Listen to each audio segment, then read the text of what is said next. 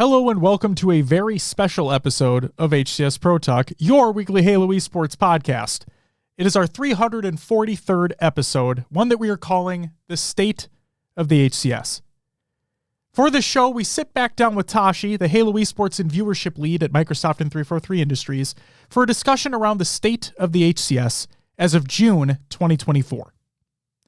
During this interview, Tashi provides insights around topics that include the roadmap, events, HCS Grassroots, the feedback loop between players in the HCS, the rulebook, yes, including the Spartan situation among others, the business side of the HCS, the ranked matchmaking experience, and more. Please note that as of the time of recording, Tashi was unable to answer questions related to the future of the HCS, as those details are still in the planning phases for the company. So sit back, relax, and we hope you enjoy episode 343, The State of the HCS.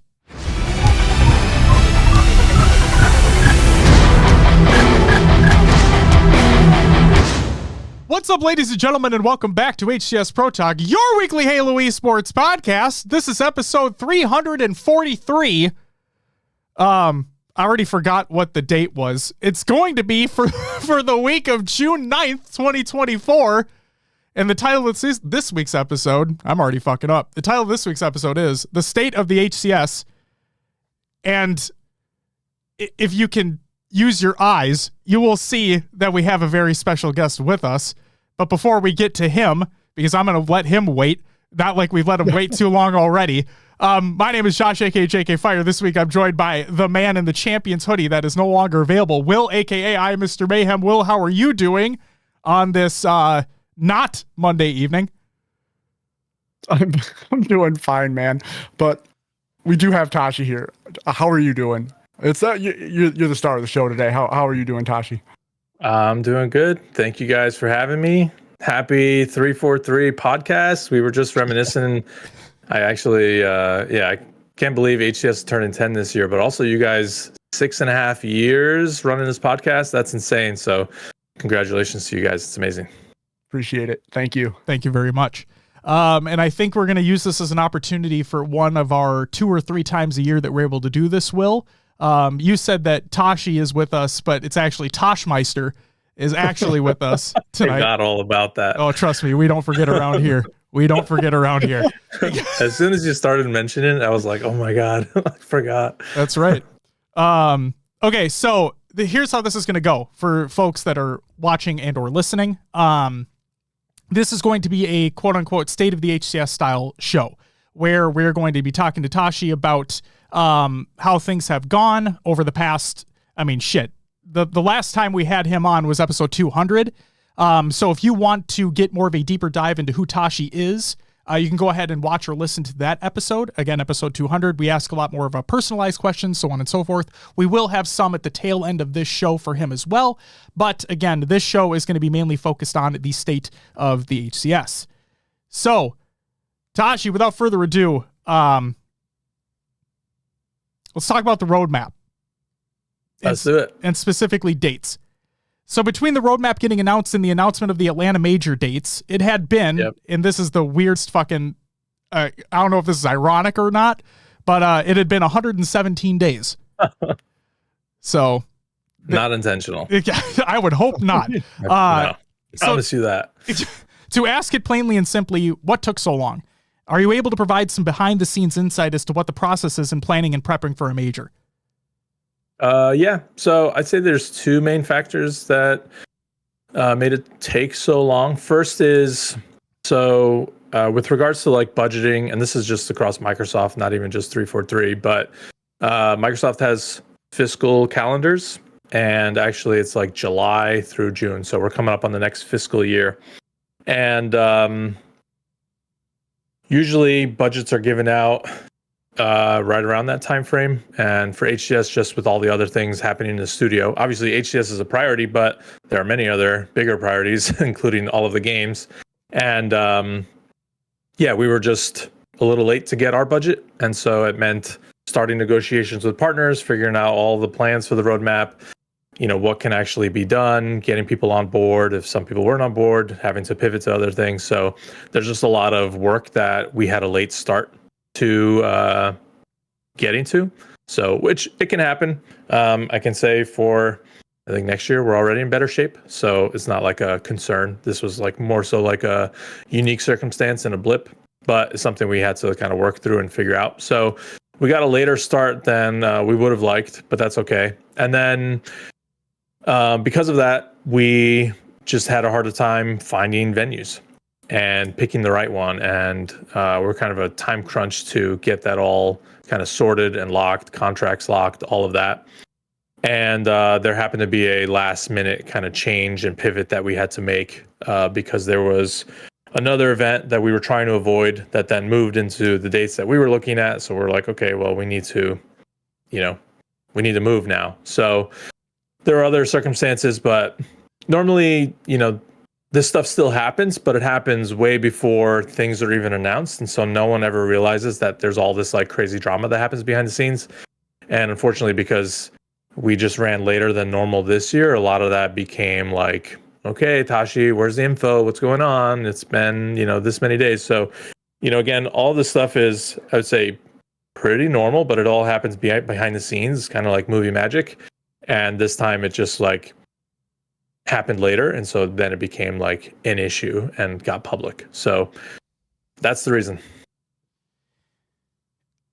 I like to ask a follow-up here because so obviously we had Arlington announced like well in advance because that was the first major of the year. And then Quadrant obviously took a little while to get that information. FaZe took the longest out of them so far. And then SLC, we've had that information, and Worlds to an extent as well, like almost near the beginning from when the roadmap was released. So I guess my follow-up is, I don't know if you're able to comment on this or not, but FaZe had a major shakeup in leadership. And we know that the organizations, the partnered organizations, have a big hand in putting on these events for their majors. So basically what I'm getting at is, did the shakeup in leadership for FaZe have an effect on the venue, the dates being released at the time that they were, so on and so forth? I'd say no. We were working pretty closely with FaZe through all of it. And the reason why some events have had info locked sooner than others is nothing to do with like really the teams or anything like that. It's the cities that we're in, the dates, what's available when. For Optic, for example, like we were in their venue and they hold the schedule and they make decisions on that. So it's easier to kind of book things in their venue than, for example, in Atlanta. So it was just purely like things like that. All right. Sounds good. Awesome. All right. So continuing with events, I just wanted to comment on the Arlington event. From what we heard from the Halo community, feedback from Arlington 2023 was taken, and the event was really improved on for 24. So wanted to give you guys props, the HCS team, for getting those things sorted out. It's great to know the community's being heard and listened to in those aspects. And Optic. Shout out to Optic as well. Yeah. And then for the London event, EU has been clamoring for a major for so long through Infinite's life cycle. What allowed for the HCS to finally get across the pond? So we actually, I think I talked about this in the one of the LVT interviews, but last year we were meant to actually have a major in London. And again, venue, dates, timing, budget, like all of these factors can be a perfect storm that can either work out or not work out in your favor. So that was one of the things we had to kind of like make a pivot on. So it was never, the reason I share that is because it was never from like an intention standpoint that we wanted to like ignore the UK or anything like that. HCS is the first place where we had global major events in London. If you remember back in 2018 with Halo 5 when Tox won. So, of course we had wanted to be back. And then year one HCS was Valencia, and that was in partnership with DreamHack, and that was, we just had to be part of DreamHack. So that's why that kind of shook out the way it did. So, I think we knew early on we wanted to year three kind of make it happen. And I think with Quadrant being in the partnership program and just being the great partners that they are, it worked out. And they were honestly, they were like knocking on our door to try to do something. And then once we were finally able to start, reaching out to partners about our events plans and what we wanted to go after, they were basically on board right away. And, we basically like scoured London, finding the venue for the timeframes that we wanted to. I think we had to shift some online dates to kind of make it work. But yeah, we were always hoping to kind of go back to London. I wish we could have come sooner, but that's unfortunately the way things shake out. But yeah, I mean, I think that community sent a very loud and clear message with not only all of the like online commentary, but they wrote checks and they cashed them in. So they showed up at the event and the crowd was amazing. And yeah, it was such an awesome event. Yeah. That's what we heard constantly too, is like the crowd was just so amazing. They really showed up, and it's good to see. Yeah, they're a lot more, I feel like, just comfortable having fun out in the open in front of everybody compared to the like American crowds. I think American crowds are getting better, especially when there's like a huge crowd like at Worlds. But in London they were just like, yeah, we don't care. We're just going to like start chanting. And if I'm the only one cheering for this team, I don't care. I'm going to keep cheering. Like, it was really cool. So what you're saying is North American crowds need to get a little more rowdy. I think so. I think so. And people were doubting what I was saying, that the EU crowd was going to be louder than the Optic crowd. Yeah, I mean, you're right. And also that room was pretty tight. So all of the sound was just like bouncing in one area.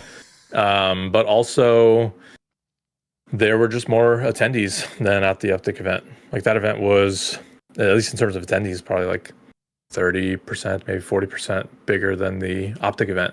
So I think that was actually, by all accounts, for people I've talked to and for what I've seen, for standalone European Halo events, that was, I think, the biggest there's ever been. So, Wow.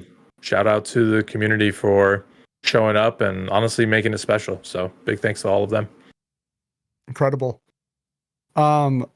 So with the quadrant event, what elements do the partner teams bring to these events? Like, we saw the trumpet and the drum, the different style of main stage for London. Also, like, does Optic provide anything for like the Arlington major? What do these teams bring to the majors that maybe you weren't expecting, or it's just different than what a normal HCS without a partner order attached? Yeah. The spirit of what we were going for and why we were partnering with the teams was wanting them to kind of bring their own kind of flavor and flair to it for their community, and with the understanding that each event is going to be different because each team is different. So, we weren't expecting like Optic to do exactly what Quadrant would do and what, FaZe is thinking of doing, like things like that.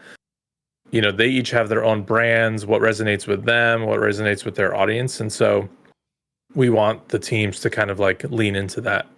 So, they come up with, a lot of the ideas. I think we're there to, obviously we're providing the budget, but we're there to provide kind of like the baseline standard of what the event should be. So, how many teams in the open bracket, providing the equipment, the format, we set the standard with whose competition operations, which is Esports Engine, just to standardize that across all the events and make sure there's no conflicts of interest. And, we have our talent that we typically use. We have our normal kind of run a show that we have now as a playbook. So we bring a lot of the like core elements to make sure it's like a stable, great, high quality show. And then the teams will bring their own kind of, again, like flavor and flair on top of that. So like the trumpet player and the drummer was all Quadrant's idea. I actually think they paid for that stuff out of their budget. The F1 car was obviously their idea. All of the like the community stickers that were on the car too, that was all their idea. I'm sure there's a bunch of other stuff that I'm forgetting, but they that's the kind of stuff that they bring to the table. And so when fans watch the event, it's the same kind of like quality that they expect from HCS and great matches and all of that, but each event feels kind of like distinct and a little different. And if you're a fan of that team, you feel like there's a part of why you love the team and that community kind of represented in the show and on site. Yeah. So for the London Major, was there anything behind the scenes that you were particularly proud of that may have not been shown on broadcast, something that happened or came up that the HCS team just nailed?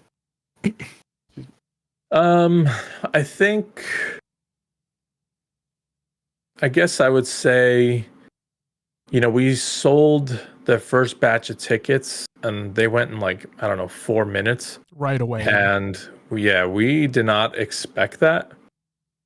And I think I was pretty pleased with how fast we were able to, along with Quadrant, kind of make decisions and moves on how we wanted to try to increase our capacity and change the floor plan and basically the whole design of the event just to support more people, because we felt like the waitlist registrations were so large and the amount of people who didn't get tickets were so large that we just had to find a way to accommodate more people. I feel like if half of those people just weren't able to attend, it would have been a really big miss, especially considering we haven't done a UK event in so long. So I was pretty pleased with how quick we were able to kind of pivot and make those decisions.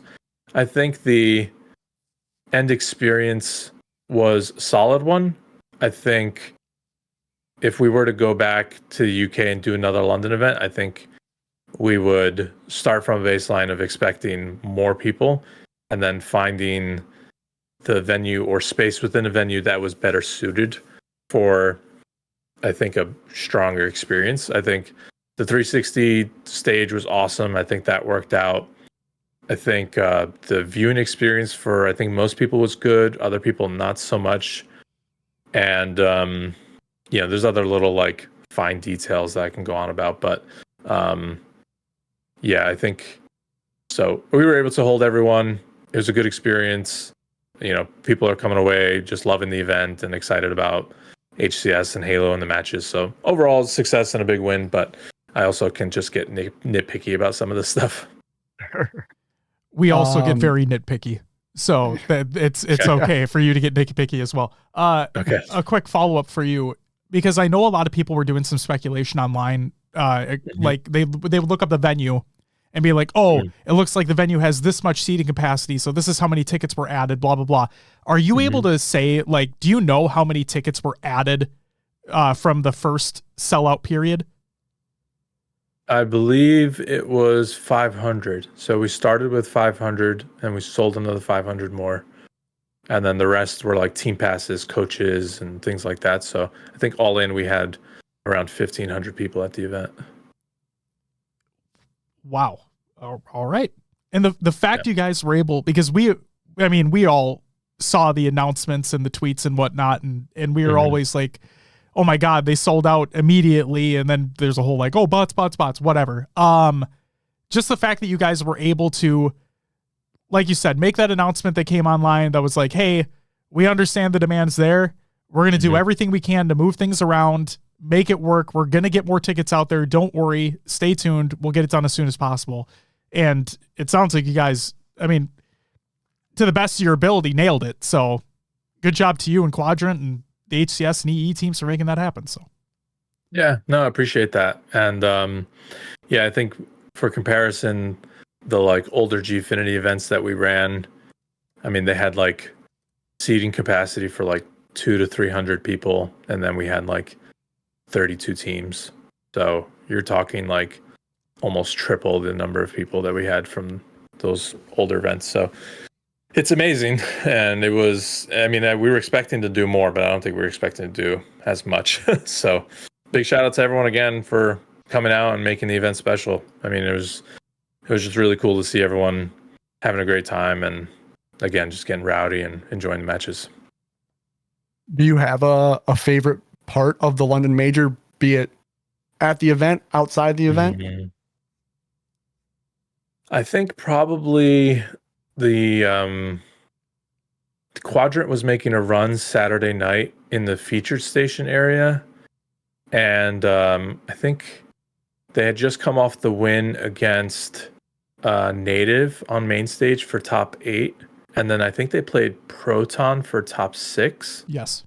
And that room got so packed. Like, it must have been 400 or 500 people in that side room, and you could barely see like the big screen TVs that we had for people to watch, and crowds were like just cheering for every single kill. And they even, like, as when quadrant won, like rushed the players and were like cheering for them and whatnot.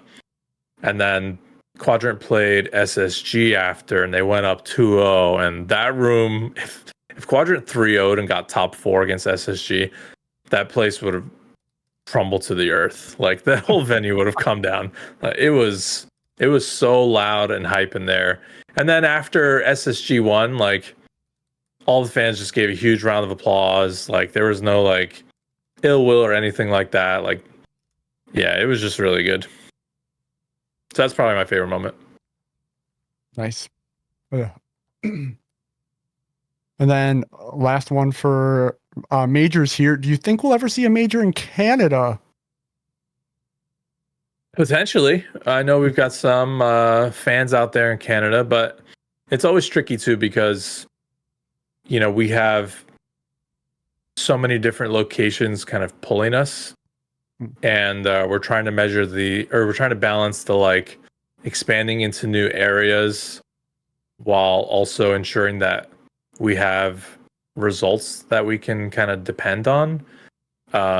So like going into London, for example, when we made that decision, we were like, okay, we're going to have fewer attendees, less viewership, but it's important for the community, and we haven't done an event there in a while. So we were like, okay, we're going to kind of take the hit on the results, but it's for an important kind of purpose.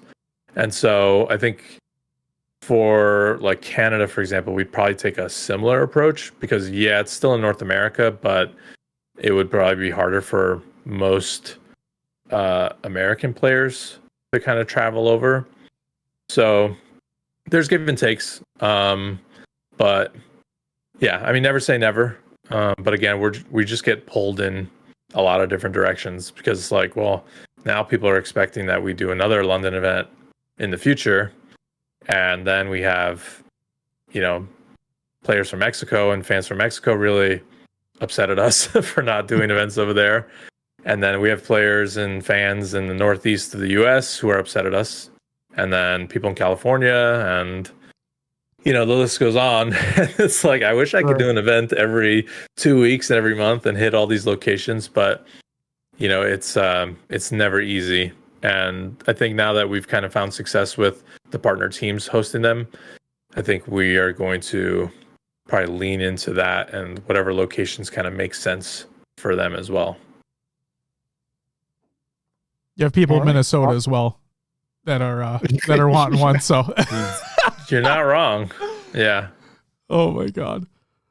Well, I mean, you said like, obviously people are clamoring for another another London event or another UK major. I mean, the what was it? The 3 Texas events. No. I wasn't going to make that joke, but I'm glad you made that joke. I can make that. Yeah, I can make jokes about myself. No, one of the higher ups at Quadrant was like, we're going to make it happen next year. So I don't know if you guys are talking to one another, but like, clearly he has a plan. I'll say that tweet was not reviewed by me, just like or the HCS. I mean, Jamie's awesome, and he obviously was super excited and whatnot. Hopefully, again, hopefully, we'll see. It's only a matter of time. All right, let's talk about Grassroots, Tashi. Okay. So, other than HCS community calendars and Twitch drops, the last update we had surrounding the Grassroots program was a year ago, stating that applications were open and a new wave of creators would be announced later that spring. So that didn't happen. Is Grassroots still active? That's the first question. Then I'll have a follow-up after. The answer is yes. Grassroots is still active. Like you mentioned, we still do all the streamer support at events and online. We have all the online tournament support that we do. And I think the team has gotten to a good rhythm, and all of the grassroots partners have gotten to a good rhythm. And, that's been successful and kind of like plug and play, and like kind of everyone in the community now knows what to expect. And, I'm happy with how we've been able to do that. I think I do want us to expand and add more people. We've just been very focused on just operating HCS as a league, and then all of the grassroots events kind of on top of that. So I don't disagree that, we maybe appear to not be kind of expanding or very active. But I would say we are active in the things that we've kind of committed to doing, aside from, like you mentioned, like adding more people. But I think what I'd like to do is just work with the team to kind of build out a longer plan for grassroots. Like, okay, what's the kind of next thing that we want to go after? Maybe like this off season, once Worlds has concluded and the team has a bit more time. But yeah, nothing to kind of like share today. We're still kind of investing in the grassroots program with not only drops, but the time and effort that the team puts in to coordinate all these events and support the community there. And yeah, I hope that we can add more people and maybe add new facets to the program, but that's kind of where we're at today. So I guess still active, maybe stagnant in its growth, I guess you could probably say. I think that would be fair to say. But still active. I still think driving a positive impact in the community, which was always the kind of intent there. And hopefully we can kind of keep the growth going in the future and kind of add more people and, again, add new elements. So a couple follow-ups here. Are applications still being reviewed? Like if are they even open anymore? I don't even know if they're open anymore, but like, are they still were the ones that submitted, were they reviewed? The team would be closer to that than me. From my understanding, the answer is yes. Okay. And then this is nothing against the members that are in it, because it's so like, I love how multifaceted it is in terms of like, you have obviously streamers, you have non-competitive folks, you have competitive folks, tournament organizers, so on and so forth. Is there, and I know we're not technically talking about future stuff, but I do just want to ask, is there a thought about like a rebranding of it instead of HCS Grassroots to just Grassroots or Halo Grassroots, whatever it may be? Because it's not strictly tied to the HCS. You know what I mean? Yeah, we talked about that.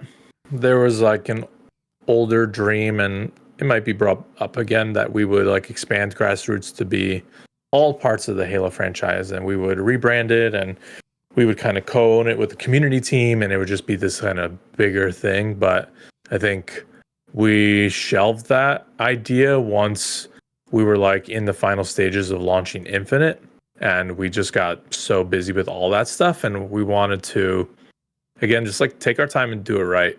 And if we launch something with HCS, like, and it doesn't exactly pan out 100% or whatever, like obviously that's a big miss and we don't want to do that. But the like scale and impact, if we did something like that and it didn't pan out from like a Halo perspective, like for the whole franchise, it's just a different kind of gravity situation where it's just higher risk, requires more certainty, more resources and whatnot. And again, we were just so focused on Infinite that we just kind of wanted to shelve it until we could do it right.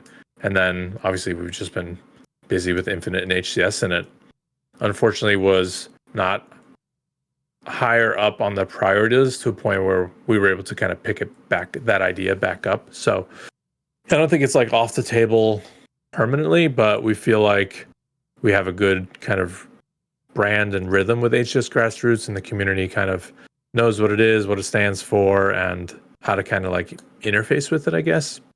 And so I think for now it's going to kind of stay. We did update the logo, I think pretty recently, like a year and a half ago or so ago, which is nice. And we have some cool nameplates and whatnot for MCC, I think. But as far as rebranding, that's, I think, most of where we took it. So just real quick before we move on to the next section, the last thing I want to ask, and again, I know we're not technically talking about future stuff, but you did kind of mention it. So can we, it's like, I want like obviously we want things to expand, so on and so forth. And people have been waiting for a while. Like I said, the last update was a year ago.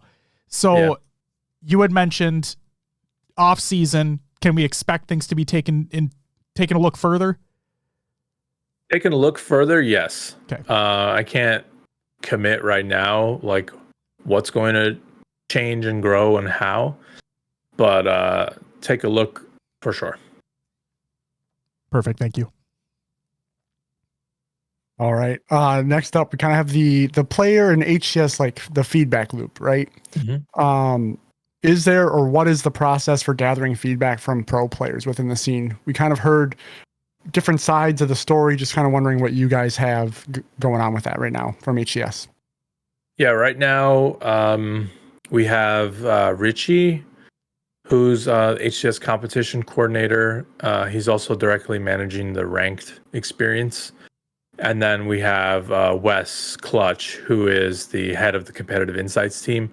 And they do a lot of the legwork behind the scenes on talking to pros, picking up the phone, DMs, Discord conversations, talking at events, and just getting feedback from players whenever obviously there's like a hot topic that players have and we want to understand more about, or we're about to release something and or have some thoughts and want to get some feedback on that, or we just released something and we're trying to get feedback. So that's kind of like the main, I guess, interface right now with the pro community and how we, I guess, directly kind of get the feedback. And then, of course, they'll talk about it on their streams and they'll tweet about it and whatnot. And so make YouTube videos and, we kind of soak all of that up as well. And that kind of gets like synthesized into, how we're thinking about things and where we think things need to be taken and, kind of merge that feedback to then inform what actions we should or should not take. Got it. Are those, well, you guys use Start GG now, but like those surveys that went out from Faceit, are surveys being used in any capacity anymore? Right now, I don't believe that they are. I think we're just doing like individual conversations mostly. Yeah, that's the way we're doing it right now. Is there any way, like, because we know you're well aware, there's many facets to the majors, right? We're talking open bracket, we're talking FFA, we're talking side tournaments now in a capacity. And then obviously we're talking a pool play champ bracket, all that stuff. So do you have a meaningful way right now to gather the information from all those different facets, like gather all that feedback? I believe so. Okay.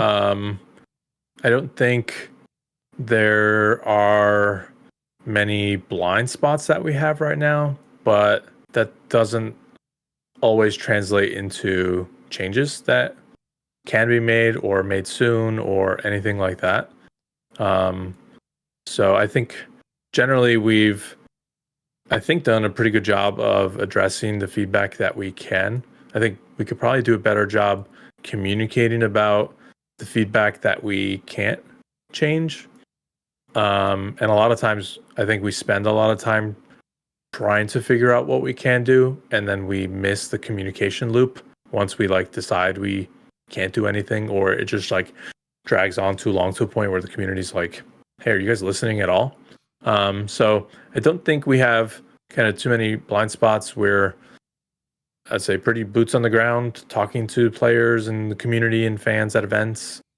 And I think when there's new feedback or even old feedback, I think there are well-established channels for people to make sure they're being heard either in person or online. Thank you for that.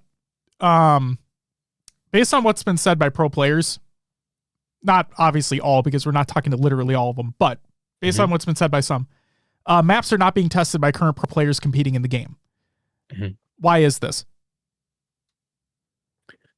So right now the process is we have the internal competitive insights team, and we're able to rapidly kind of test and iterate on, let's just say, community forge maps.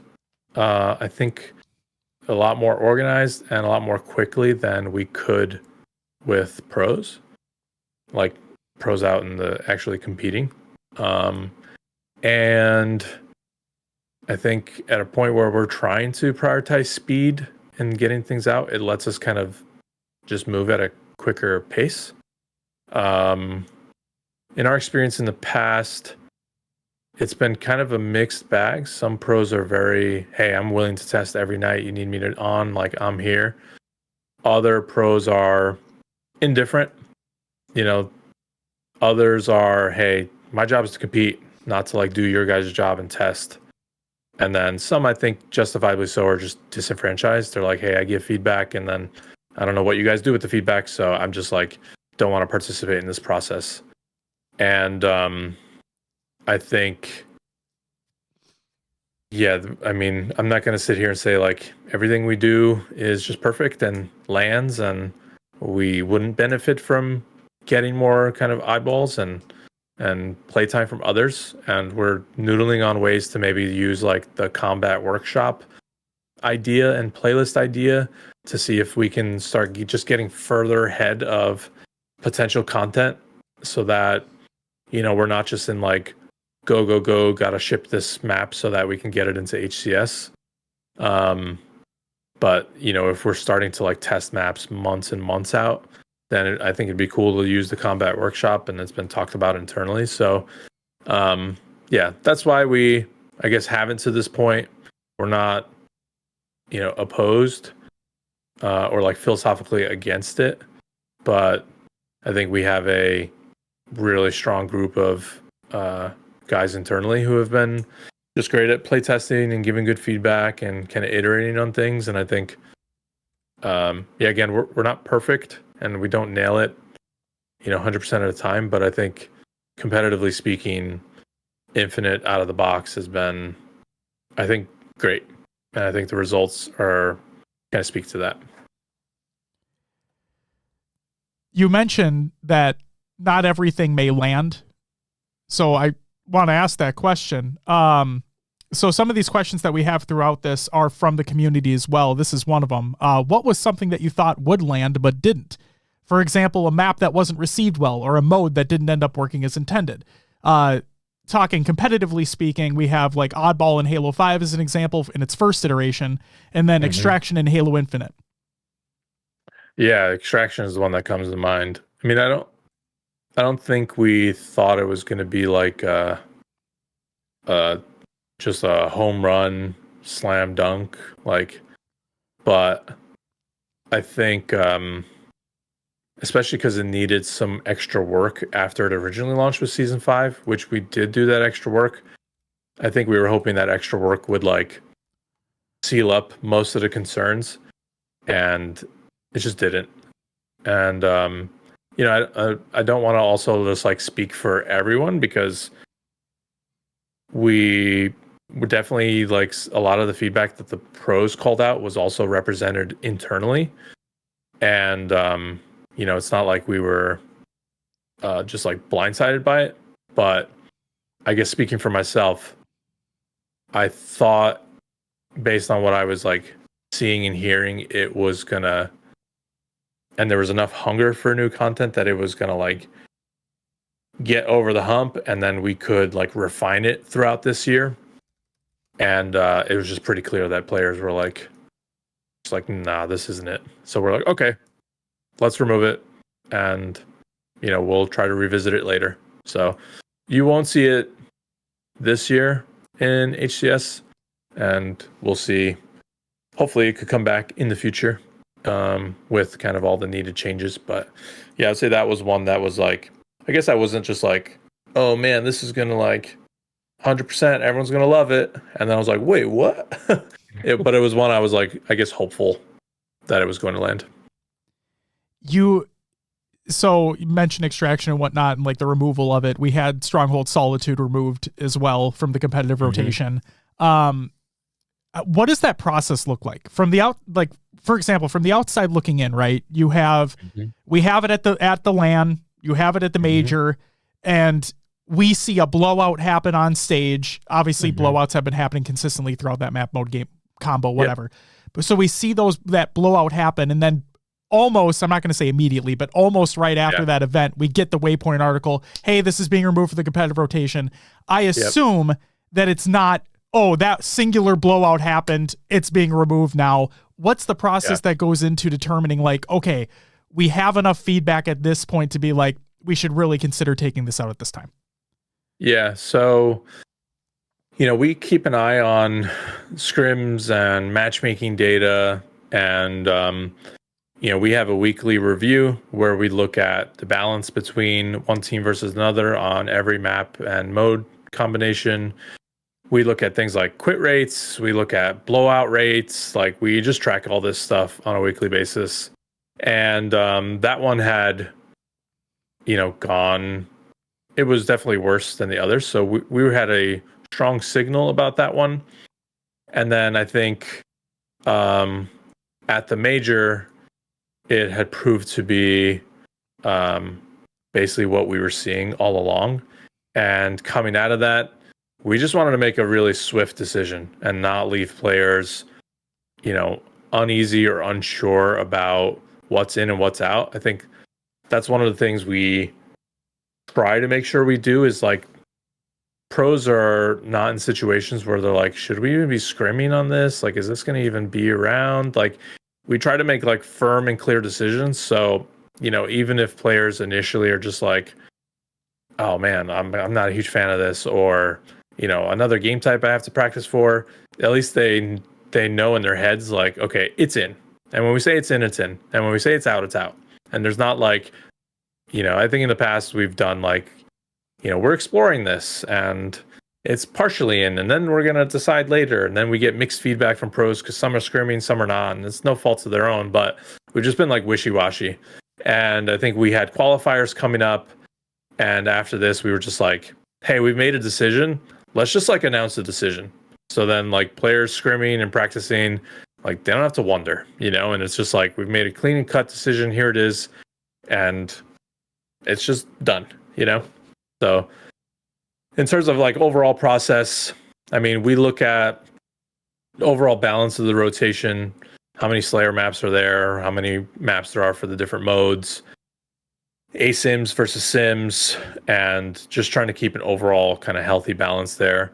And so as we're like future looking, it's always like, I think starting with like sim or ASIM, what kind of maps are like getting the most harsh feedback right now that we need to find replacements for. And it's like, oh, this is a strongholds map. Well, we need to find another strongholds map to replace it. So that's kind of like high level how we kind of look at it. Last one I have here for this kind of section is, what are the vibes looking like for interference strongholds right now? We've been seeing a lot of takes online from pros as well of it potentially being another steamrolly situation. So what's data looking like? What's vibes looking like for interference strongholds right now?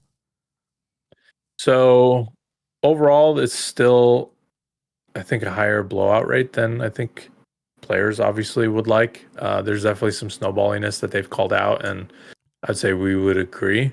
Overall team balance, one team versus another, is still really strong and kind of in line with what we'd expect. So it's fair from that perspective. Obviously, that doesn't always make it like fun or, what players expect. I don't think it's to the point of where Solitude Strongholds was, but we are, in a stage, I think, where we're keeping an eye on it is probably the best way to put it. But awesome. It's in. All right. Will, did you want to kick us off for the rule book? Yeah. Shifting gears here, are you able to comment on how different rulings affect different outcomes within the handbook, like tournament suspensions, fines, bans, repeat offenders, etc.? Sure. So there are a number of factors that we look at. a lot of the things you mentioned, repeat offenders, whether something is like a smaller fine or a larger fine, a warning or an actual punishment. Those all factor in. The gravity of the competition is always a factor as well. So playlist versus online tournament versus LAN event versus world championship, things like that. And then also severity of the incident or thing plays a factor too. So it's kind of a synthesis, I guess you could say, of like all of those different factors and how they come together. Got it. Yeah. Question here we had, and we see a lot of like cheating allegations on Twitter, online, whatever it may be. Mm-hmm. When those allegations happen within like the online opens, are you able to speak how they are handled? Are they looked at? Is kind of what's the process there? Yes. So they are reported. We look at films and all the footage that we have available. It's us as well as the like support, security, and safety teams who, I mean, it's their job to kind of pour over this footage and look for these things. And then, of course, we have our own kind of analytics and tools to, make determinations as well. So we look at all those and then we will make a determination and we'll take action if needed. I would say we probably make more bannings than I think players know. We don't like publicize pretty much any of them. So I would say maybe 1, 2, 3 times a year, there's a player who is like banned from an online tournament or banned for cheating in an online tournament, and then they're gone for the whole year. And we don't go out and tweet, and it's usually not like a high profile player to where anyone would even notice, and they probably don't even like talk about it. So the community doesn't really pick up on it. So I can see the perception of like, man, are these guys doing anything? And the answer is yes. So. Okay, I wanted to look towards a few very specific situations here. First up, I don't think we'd be doing our jobs correctly if we didn't ask about this. So regarding Tyler Spartan, why wasn't there an update provided on Twitter or social media regarding the clarification to the HCS London Major 2024 competitive ruling waypoint article related to the SSD actually being owned by the administration? So we've been, since that incident, in close communication with Complexity, just over email, and I had a phone call with them the night of. And, we had let them know about the updated information about the SSD. We updated the blog, and then they let us know that Tyler was waiting on the updates of the blog and that he was going to reference it. And so, we just updated it, made it very clear that there was an update and here's what changed. We did apologize to Complexity for not catching that originally. And, I think we promised publicly, but also privately, that we were going to just relook at all of our processes and have a proper postmortem and make sure we were doing everything that we can even better. And just as usual for every event and everything that we do, just trying to get better at each thing that we do. But I guess we didn't feel the need to just kind of message that publicly because it already kind of was public and everyone already knew. On the one hand, I understand where you're coming from, but on the other hand, there is a lot of discourse that it wasn't publicly mentioned other than the Waypoint article, because I forgot who had said it, but I think multiple people have said, I mean, we've witnessed it many a time that players are not going out of their way to read Waypoint articles. So we know that there are players and people on Twitter that aren't going on Waypoint to look up to see if there was a update to an article, because even on it, I know you don't control this, but like even on Waypoint, when you go to the article itself, it doesn't have an updated timestamp when you're looking at just the overview right away. It just gives the date, like the day that it was published. Yeah. So if I were to go to Waypoint just the first time today and look, I'd be like, oh, this article came out 6 or 7 days ago, when really it was updated, 3 or 4 days ago. Mm-hmm. So yeah, I think it's a fair point. I think also from our end, the SSD was inconsequential, and I don't think we feel good about obviously even mentioning it, and then new information coming to light to kind of like discredit what we had said. Obviously, that part was, I guess I would say, unacceptable. But it ultimately didn't factor into the decisions that we made. You'd spoken that you guys are going to be taking a look at the fleet of the hardware that already exists. So I want to go further on that. So speaking of the clarification, it states, and I quote, "The administrative team will be doing an audit of the existing fleet of hardware and removing any anomalous drives which are inconsistent with the rest of the other SSDs to ensure this doesn't happen again," end quote. Is there anything else being done to prevent anything like this from happening again? As in additional scans of drives, even less player handling of drives, etc.? We are still working through postmorteming all of this. And I would say the answer is yes, and not even with regards to drives, but I think we're going to look at every process for kind of competitive security for the event and see where we can further shore things up. I don't have specific details. I also hesitate to share any specific details because with security, you don't want to divulge where potential loopholes can be found. So, yeah, I mean, we're taking this very seriously. Sounds good. And then just feel like it needs to be asked just in case, because, we do see all the hashtag free Sparty stuff online, so on and so forth. Do you think the decision to ban Spartan for the rest of the season will be repealed? Don't know. I think his appeal just came in actually while we were talking, setting up. So I haven't looked at it. We haven't talked about it as a team.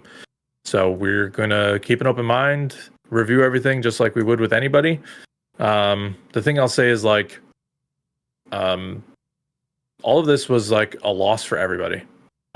We feel like it was a loss for the league, obviously the fans and players. Like, Tyler is one of the superstars in our league, and he's one of the best players. And, I even said this to him in the room where we initially talked to him about it. But, I said, like, we want you to make sure that there's a road back for you. And this isn't like, we're not trying to say you're gone forever, but it is obviously a very serious thing. So, again, like we consider this like a loss. Like it's like there's a really bad thing that happened for everybody in this whole community and ecosystem.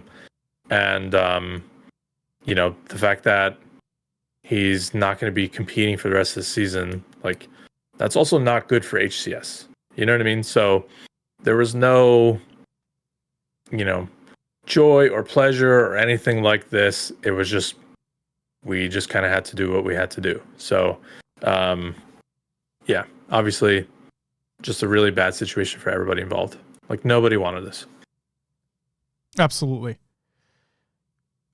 The last question I want to ask regarding Tyler, before I move on to another situation, I want to press you a little bit further on one thing. Mm-hmm. You had hinted at, in one of the first questions that was asked here, regarding like how different rulings affect different outcomes, right? Mm-hmm. Online versus LAN, so on and so forth. So I have to bring it up. Mm-hmm.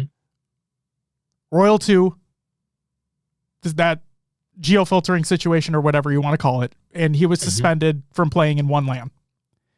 Versus Spartan, who did it at a major LAN event, different situation entirely, but regardless, online versus LAN, and he's been suspended for the rest of the season. So a lot of comments online about a lot of people think it's too harsh. We're not here to comment on that. You're your guys' ruling is your guys' ruling. But I do want to ask if you're able to clarify as to why the ruling was the ruling for the two different situations. I mean, you said it. Different situation entirely. You have an online qualifier and a certain method of, I guess you can call it tampering. And then one is a LAN major where the stakes are way higher. And it's just different beasts entirely. So, that was probably the biggest factor that kind of played into this. Thank you for clarifying that, because I think it's better coming from your mouth versus others that are not directly affiliated with the situation, i.e. us. So Thank you for providing that clarification. Yeah. And look, we understand not everyone's going to agree. I'm sure there are people who didn't agree with the Royal 2 ruling. And again, we are doing our best to uphold the code of conduct and the handbook and just protect the integrity of these events and all the things that everyone competes for. Absolutely. Okay, so you had mentioned that a lot of banning does take place. It's not public, which understandable to an extent. I think personally, part of me would like this may sound stupid, but part of me would like a ban list that would be available. So that way, kind of who to avoid necessarily. Like if you witness a person in matchmaking or blah, blah, blah, blah, blah. I'm a big information guy. I like a lot of things being public or whatnot when things can be shared. But again, I understand where you're coming from. But there is an individual who has been in discussions for a very, very long time. And based off of what you have said previously during our discussion today, it sounds like, I don't want to assume, but it sounds like not enough substantial information has been found to prove that this person has in fact cheated. So what I do want to ask about regarding Chance Monster, along with other alleged online cheaters, we've seen countless allegations levied against Chance over the course of Infinite's tenure. Are these allegations being investigated by the HCS, and as a result, has nothing been found at this time that would lead the HCS to impose a ruling against Chance? So answer the first question is yes. Again, people leave reports and face it. They send us reports. They report in the game. So we do look at all those. And again, the safety and security team look at them as well. And I'll say to answer the second question is, for anyone where we find evidence enough to make a ruling, we make a ruling. I think that answers it perfectly. The last one, another very serious one here. Regarding players or spectators threatening violence against others. We've seen a couple instances online. I don't give a shit if people think it's joking or not. The fact of the matter is these things happen. How are these situations treated to ensure the safety of everyone? So we have a Microsoft security team that we work with very closely for every event. And we will triage with them any kind of situations that come up. We have also banned and barred people from coming to events where we feel like it's necessary. And again, we don't, you're not going to see us tweet from HCS and say, oh, this person's not going to show up, Right. So sometimes those people don't say anything and they never show up, or sometimes they talk about it publicly. That's kind of their business. And then, but yeah, we do take it seriously. We work with, if needed, the venue, or we've also, if there's, on different social platforms, we work with their security teams. So we do have process and teams that we work with to, again, triage, escalate, and kind of handle these. Just one quick follow-up here for that specific situation, because I personally haven't seen an outlet for this. Is there an official avenue where people can submit evidence and concerns for this specific type of situation? We usually have an event email that's in the rules where people can submit. Honestly, maybe it needs to be clear. I think it does. Need to put something in the FAQ. Yes, I think it absolutely does. Yeah. Perfect. So that was literally going to be the other part of that. And if it was documented publicly anywhere, either on Waypoint or another location. So please, if you are able to, make it more clear so people understand that, because I think it'll only help.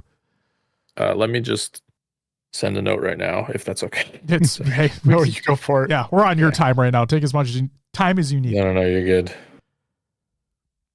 All right. So the business side of the HCS. Why do official HCS updates or announcements often come from like personal accounts such as yours, Unishack, Heinz, etc., as opposed to like an official HCS account? I think we share all the big beats from the official accounts when there's new maps, the roadmap, things like that. I try to use, I think, speaking for Uni and Richie as well, we can just be more, I think, transparent and more direct with people who ask us direct questions from our personal accounts. And so I think you'll see a lot of like, people are like, when are you announcing the Atlanta event? We're not going to go from the HCS account and say, we're going to announce it soon.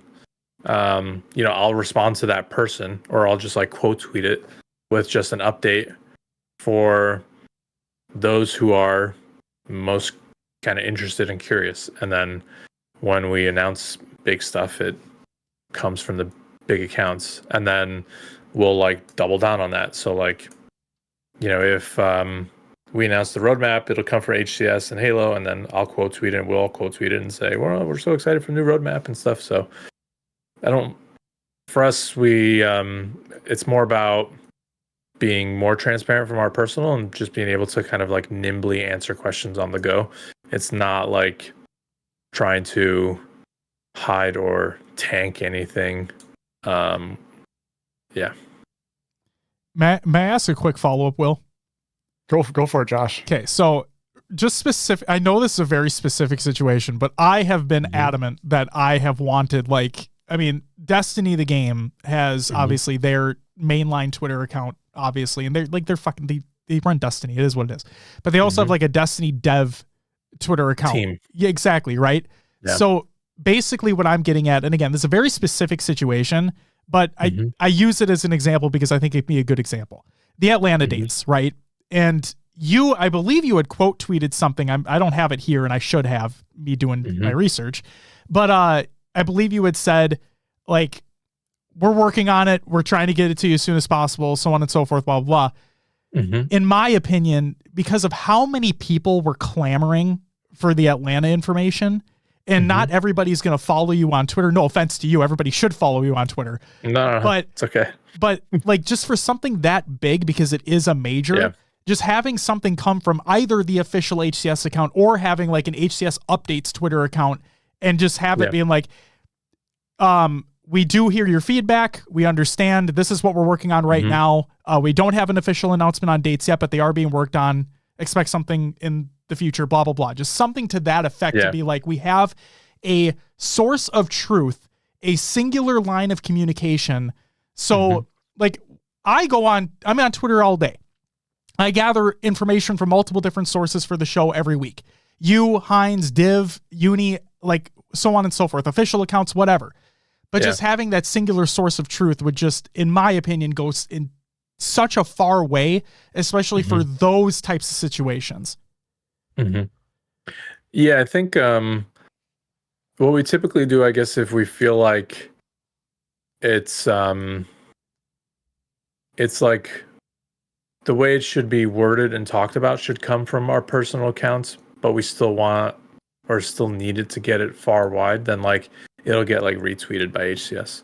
So there are times where, I'll tweet something, I'll send it to the team. I'm like, hey, you should retweet this. And sometimes we do, sometimes we don't. And I don't know, maybe this is one of those times where maybe we should have. So I'm open to, adjusting and trying to get better at that.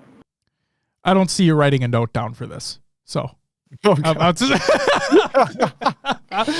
we wouldn't have. I think the other one seemed a bit more serious in tone, and I wanted to make sure I got that one 100%. Okay, you're not wrong. And yes, well, you're right. We wouldn't have Tashi's tantalizing tidbits on the show if we didn't scroll through Tashi's replies every week. Damn it. All right. Will, go ahead. Can you provide any feedback with the HCS partnership program? The last update was February 10th of 23. And we haven't heard or read anything since Complexity and Quadrant have been added to the program. Can we expect any additional organizations to be added? That's one of the things I can't really answer or talk about today, sadly. I would say just at a very high level, partnership program I think has been successful. Each year we're trying to figure out how we can. It's really important to us that if you're in the partnership program today, we're doing everything we can to make it even better for you before we necessarily go out and bring more people in. And I think right now, as we head into kind of the next planning cycle, we are going to be hyper-focused on that first. So we'll see how things evolve and change. Obviously, we have lots of ideas. We have lots of great teams outside of the program that are in the HCS that, we still talk to and want to find ways to support, whether it's part of the program or not. That's kind of like the North Star for us. But yeah, at a high level, that's how we're thinking about it. Sorry, I don't have many more details to share right now. No, as we said, future stuff kind of not really being talked about. Just curious if there was any sort of inkling if it would be expanded. I do have one more follow-up here. Regarding partnership or partnered organizations and majors specifically.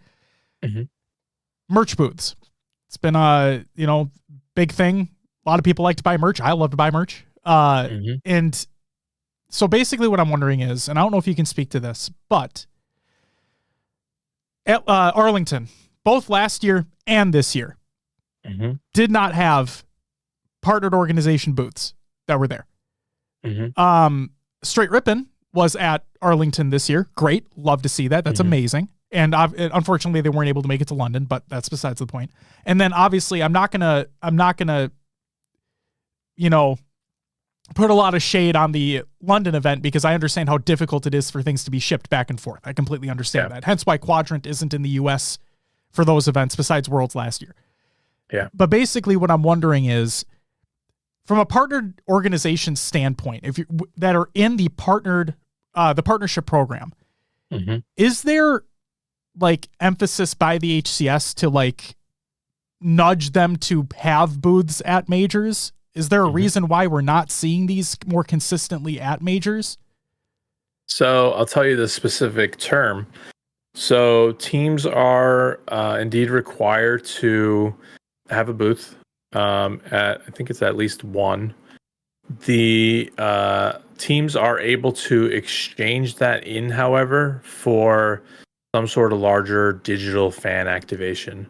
The reason being is having a booth at an event is very expensive. You're talking tens of thousands of dollars.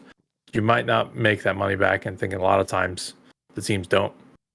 And we don't want to put teams in a financial situation where their backs are square against the wall. We want them to obviously invest, but we want them to invest in ways where there are ways for them to recoup in a meaningful way. And I also think we got this feedback from the teams, if we required every team to be at every event, then you're kind of splitting the pie and they all kind of lose out. And then it's not really sustainable. So it's definitely a difficult balance. Our terms and how we approach it kind of changes every year. I'm sure that we'll probably make adjustments as we go next year. But yeah, our high level philosophy is how do we give opportunities for teams to recoup off of the investments we and fans want them to make in the ecosystem? So that's why you've also been seeing teams run just a lot more tournaments. That's one of the kind of stipulations that we have and things like that. So I think we're aligned with the kind of community's feedback on this one, but it's not always direct or straightforward how to come up with win-win kind of business scenarios. Because at the end of the day, the teams are going to say, well, I'm losing X amount of dollars in Halo now. I can't afford to be in this ecosystem. And then that's just a loss for everybody. It's a loss for the pros, the fans, the league, for them. So it's a delicate balance. Obviously, you say the HCS has a budget every year. Is any of that budget going towards the organizations who have booths at events, or is that strictly out of their pockets?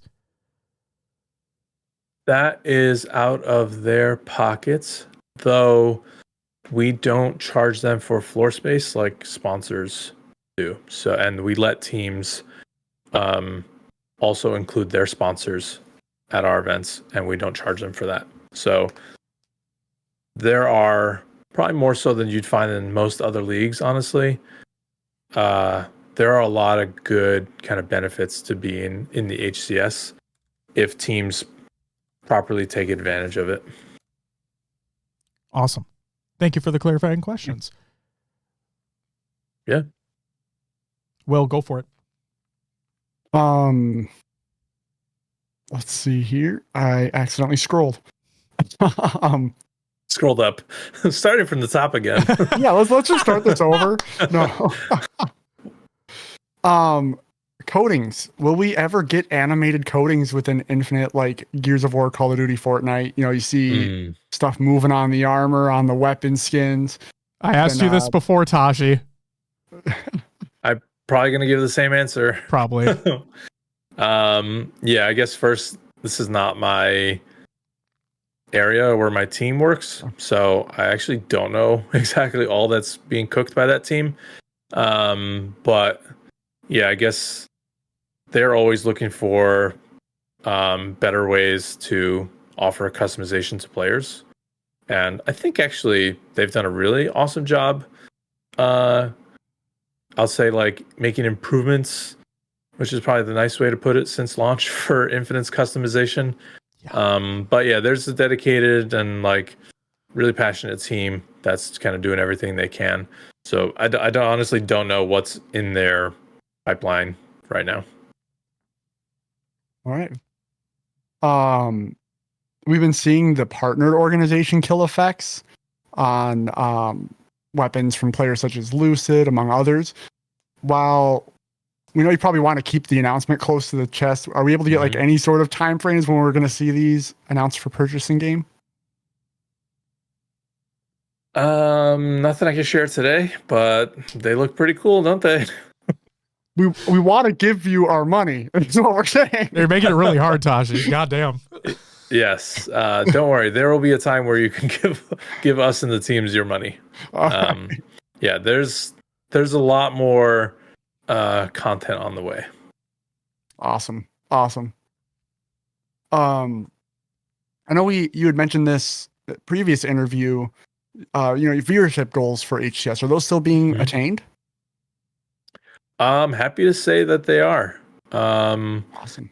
We are still hitting our targets and even in some cases surpassing them, which honestly we were a little nervous coming into year 3. I think each year you come out of the off season, you're like, oh, what's the pulse going to be? Are people still kind of like all in? And I don't know. The message is pretty clear. People are loving competitive Halo Infinite right now. And we love it too, so we want to keep doing it.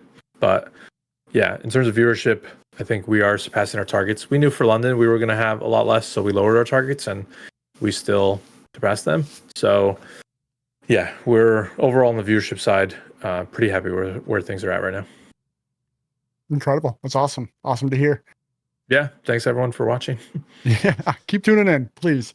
Yeah. So crowdfunding goals that were outlined back in 22, are they still being utilized today? Like, for example, to bolster the roadmap, add new events altogether? I know we technically saw an extra major this year, right? Instead of 3, we had 4 and then Worlds. Yeah, I would say all of the kind of revenue from the game is essentially repurposed. So either for the team to keep the league going, things like that. Yeah. And I think there's not a direct connection that fans can or will see. And I wish we had more kind of functions in the game where you could contribute towards something and then you see like a bar go up and things like that. But yeah, we're investing as much as we can sustainably for HCS. All right. Josh? No, that answers it. Yeah, that answers it. Because like originally when I was writing this out, I was thinking to myself, crowdfunding went away a while ago in the aspect that the community knew it as, which was like going towards the bigger prize pool, right? Mm-hmm. And then obviously things had changed. We had the change for last year, and no, you answered it as to where we're at currently, so that's Okay. fine. All right, let's go to some ranked conversations here, Tashi.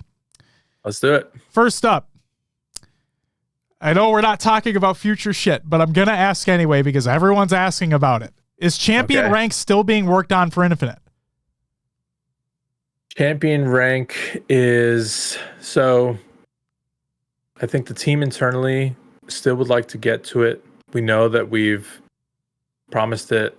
We know that fans still really want it. There are multiple teams that have to work on it. And yeah, I'll say it's still kind of on the list of things we want to get to, and I think that's all I could probably say right now. So not high on the priority list is where we're basically at.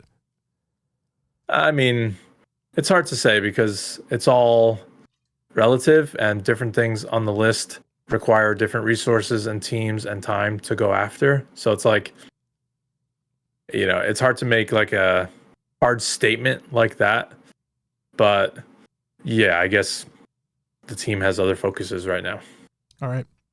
Is there any possibility of the return of solo duo queue in ranked? We have talked about it. I think right now, one of the things we're trying to find an elegant solution for is still the feedback around party matching. Because we still have people who are like, I don't want to match against a party of 3 and 4. And then we have people who are like, let me play with my friends above 1600. And I think we're trying to find an elegant solution that is doable and will make as many kind of players happy as we can. And yeah, that's where we're at right now. All right. With the addition of permanent ranks, Slayer, and doubles, will this change anything about the current ranked rotational playlist offerings?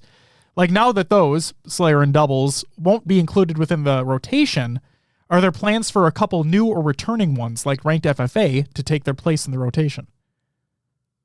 The answer is yes. We are working on new playlist designs that have not been in Infinite before.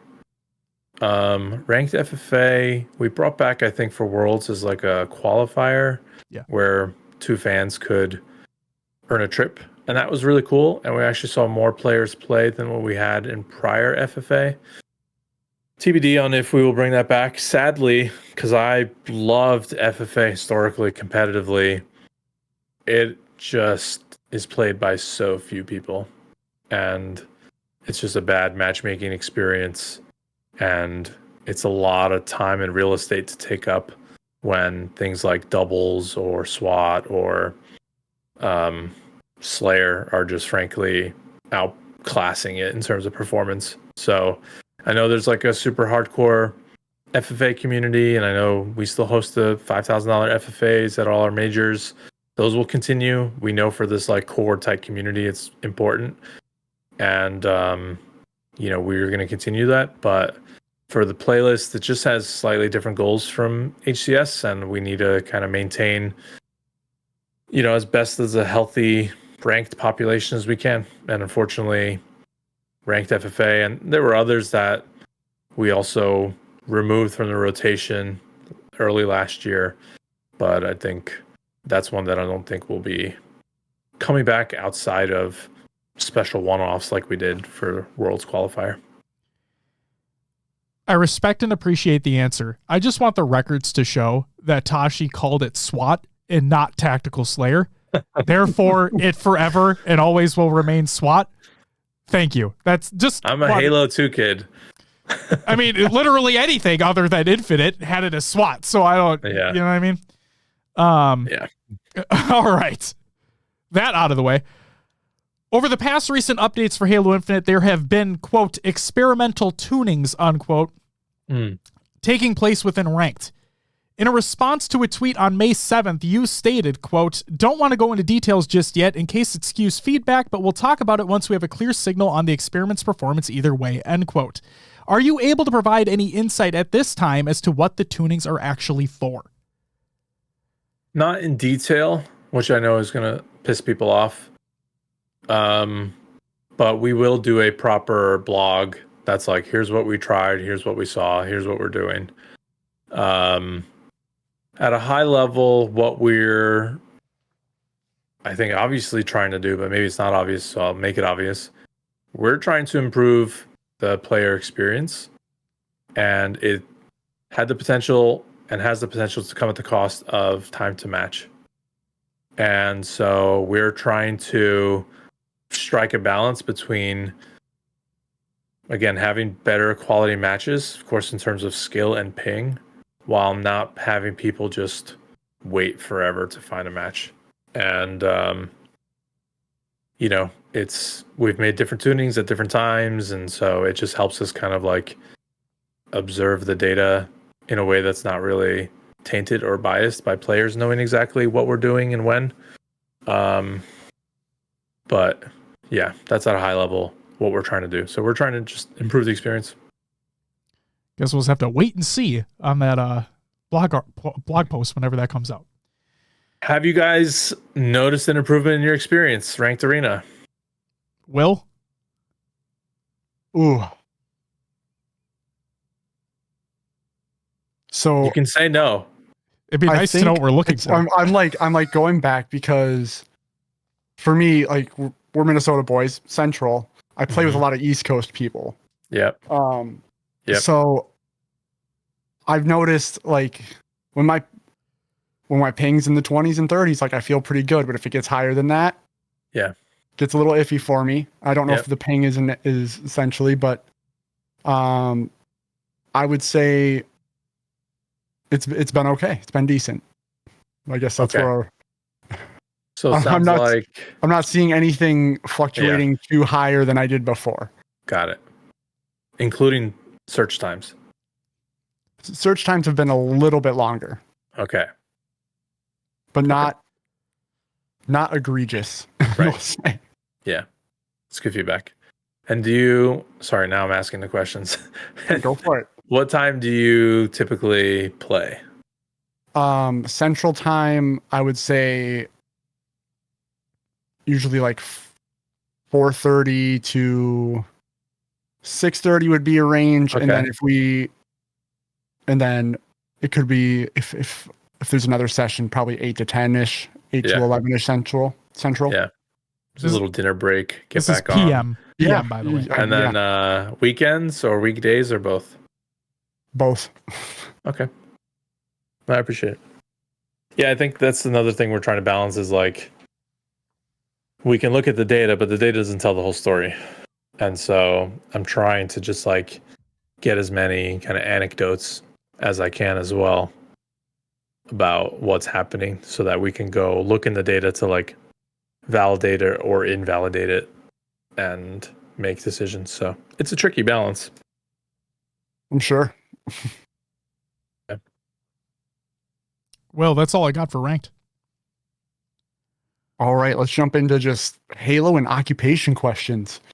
What's your favorite aspect of your position at 343?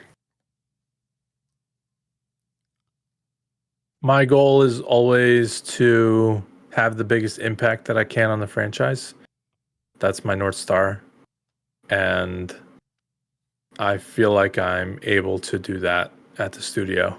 And I have leaders and managers who believe in me and support me and hold me accountable and help me grow. So yeah, it's just the fact that I get to impact the franchise and the community. That's kind of my favorite part. Awesome. What is the thing you are most proud of that you and the team have accomplished since the start of the HCS? Is there a specific event or milestone you guys reached? This is a tough one because there's a couple that come to mind. The first one that comes to mind is, I think, Worlds 2018. So obviously we had the, kind of the black eye of Worlds 2017. And we finally got to have our own team and our own budget and kind of do things our way and like make all of our own decisions. And I think we were able to kind of like prove that to the community. And those events were in 2018, I think were awesome. And Worlds 2018 specifically was like okay, yeah, this is what it should have been. And also we did it right.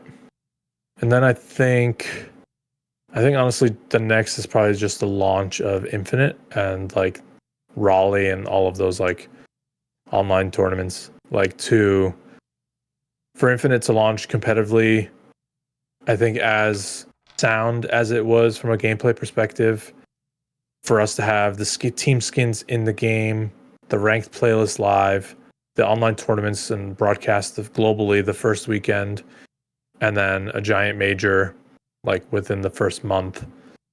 Like I don't think anyone in gaming has ever gone after anything like that for esports before and since.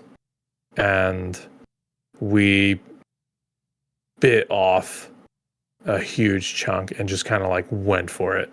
And it like, I think we nailed it. Like it was fucking awesome. and that event was crazy. And obviously not everything's been perfect. So I'm not trying to say that, but for like what we dreamt up and went after and then accomplished, I mean, I could pretty confidently say like no one's ever done that before and hasn't done it since. Like a new shooter, and it's just like ready to go competitively. Yeah, and again, like the observer mode also, like, again, not everything was perfect. I'm not going to sit here and say there weren't issues and whatnot, but like we went for broke, backs against the wall. We just like, fuck it, we're going full send. You know what I mean? Like, yeah. And like we did it. And it was pretty awesome. Yeah, Raleigh was actually my first like Halo event. Cool. So that was, it was electric. It was awesome. Yeah, that was nuts. Yeah, I think those are the two ones that stand out for HCS. Awesome. Oh, sorry, I have another one. And I'm not it. trying to be back patty, but now I'm like, no, this was important too. I say season 5 for Infinite, like changing the starting weapon. That was another big risk. I mean, we're taking the like golden child battle rifle out of everyone's hands. And we, again, like made a decision early on in the year and we just went for it and we committed. And I think the Bandit Evo has largely landed as like a great starting gun. So, which is exciting. Yeah, I was a little skepticism coming from me switching to the Bandit from the BR because I liked the change in pace of play from 5 to Infinite with the BR and the way it played. Yeah. And I was just like, I don't know if I want to go back to single shot. I know a lot of other people did, but now I'm loving it. It's like it feels so smooth, so good. Yeah. Worked on a lot of the maps. So yeah, huge props to you guys. Cool. Love to hear that.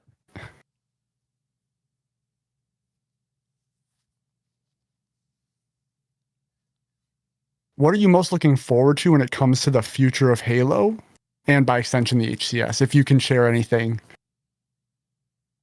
I can't share anything. I knew this one was going to be on the borderline, right? I've said this before, and I'm sure the cynics are going to roll their eyes, but I don't care. This is the most excited I've been working at this studio. and it's been over 10 years now. So yeah, that's pretty much all I can say. Ooh. Well, hot fucking damn. All right. I've said it before. You guys haven't been paying attention. Oh no, we pay attention. It's just, internal skepticism. So basically waiting for show and tell. That's where I'm at. So of course. And and that's fair. And that's why I'm not going to say anything else.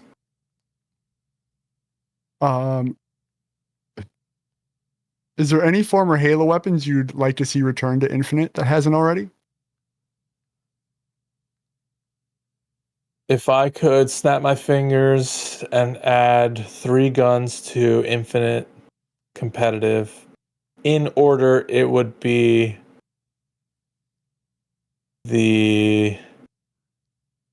probably first the Covenant Carbine. I think we need more mid-range precision weapons. Second, I think would be the railgun. That's what I want. It probably would need to be changed because everyone had thrust in Halo 5 and you don't in Infinite. And I think given how good the players are, it would, if you just like ported it 1-to-1, it would probably be OP as hell. Yeah. So I don't know what kind of nerfs we would have to make, but the railgun is like awesome. Third gun would be, I'm gonna say the Pro Pipe from Reach, the grenade launcher. Give a little craftiness and creativity to the players. See some cool plays. Maybe go fishing in strongholds and hills and little nooks. So shoot around corners, get players. Yeah, little things like that. Anytime players get to be creative with the sandbox, it's always like so fun to like watch and see. And I know it's fun for them to like think about this stuff and learn and master it and like, oh, I wonder if I do this and that and like, will this happen? And so that's my top 3 in order. All right. Yeah, Pro Pipe, man. I kind of forgot about that one. And I'm sitting here thinking like, man, maybe someone could finally get the sniper off of top tower on live fire. Yeah, instead of jumping up and getting no scope beat down. Yeah, well, that's what happens to me all the time, at least. Yeah, same. And then last year, kind of going back to it, how do you feel about the Bandit Evo now that we've seen it be the primary weapon for 2 events and a handful of online events? Overall, feel like it is very successful based on sentiment and even just the results in ranked. Like people are still playing. There's a little bit of fear of like, what if we lose all of our ranked players? But that hasn't happened, so that's great. And then, I think the events are still just as exciting to watch, and you're seeing, I think, new things with the Bandit that you did not see with the Battle Rifle, which is exciting. 1v2s, and I mean, honestly, just like Renegade's plays on Recharge in the grand finals, where he got that killing spree and was just like out shooting everybody. I don't think you see that with the Battle Rifle. So that was like really cool and exciting. So I think Bandit's been successful. I think we're seeing some new stuff that we want to address. We're hearing feedback that we want to address. So there's, I think, work to be done. But I think overall it's in a good state. All right. So I know we're going to move on to another section here in a second, but I have one follow-up question that I want to ask because I feel like I ask this every time and the answer is the same every time, but I want to ask it anyway because I already know what the answer is going to be and I'm going to hate myself at the end of the night. So a lot of players want more ranked maps added to the ranked pool, and we're going to be getting a couple with Oasis, I believe, is the Coliseum remake, and then we have Origin. My apologies. Origin and Fortress. So those will be coming eventually in the summer. But my question is, and again, I'm guaranteed I know the answer to this question, but I know Match Composer doesn't exist for ranked. Mm-hmm. is there any at all possibility to get strictly an HCS playlist in Infinite? Yeah, I was wondering what you were actually going to ask. What do you think? What did you think I was going to ask? That's my question now. I don't know. You started talking about maps, and I was like, where's he going with this? So I think we strategically don't think that's the best idea to do for the game and for the league. Right now, Ranked Arena has a strong population. It always has. It has all of the HCS maps and mode combinations, plus a couple extras. From a gameplay, it's pretty much one-to-one with what you play and what you watch. And you have all your top pros in there. And the ranks actually mean something. And players are getting discovered in there. And I think if we split it up, then I don't know what actually separates Ranked Arena from this new HCS playlist, aside from a couple maps and modes. And I think they cannibalize each other. And I think what actually likely happens is the HCS playlist dies and doesn't actually become popular and sustainable. And I mean, I get the complaint of like, hey, when I go into the Ranked Arena, I only want to play the HCS maps and modes. And I think right now it's like all but 3 or 4 are like HCS. So yeah, I just strategically don't think it would be a good kind of thing for us to do. Like I think when I look back to like the Halo 3 MLG playlist, which that's all I played, I think we look at that differently than we look at it we look at it maybe the same as we look at it today, and it's not the same. I would say, imagine if Halo 3 launched with a competitive setting that was like ready to use in tournaments, and there was a proper playlist like Ranked Arena. Like that would be the best thing that could have happened for competitive Halo 3.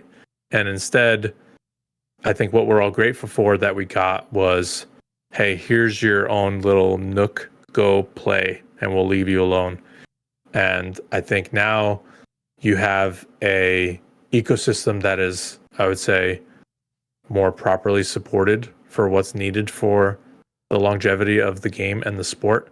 And yeah, that might mean you don't get exactly all the things that you personally want as a player, but you have a developer whose goals are aligned with yours, which is trying to make the league and the sport and all the players around it and the experience in the game as good and popular as it could be. And I think that is way better than, I mean, I was a player and a fan back then. And like I'm not trying to backpat, but like if the community back then had all the things that I think the community has now, competitive Halo is in a different spot than it is today.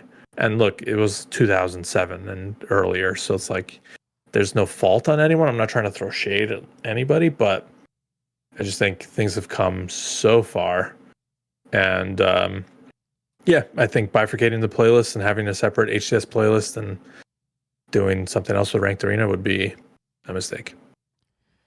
That's okay. I was expecting that answer. I've gotten that answer.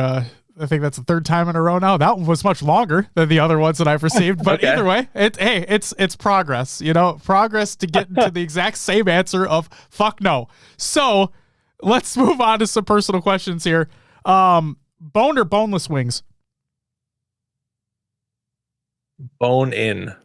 Good. Ranch or blue cheese? Neither. Fuck yeah. Yeah. I don't really fuck with condiments. In general? I mean, I'm going to put my neck out there because I know people are going to make fun of me, but like I have the most plain kind of sandwiches and things you'll ever see. Like I don't put mayonnaise on my sandwiches. There's no ketchup on my fries. I don't put mustard on my hot dogs. Like I don't mess with condiments. Like I just don't like them. Well, you're not the only one. I mean, I fuck with condiments. Will, do you fuck with condiments?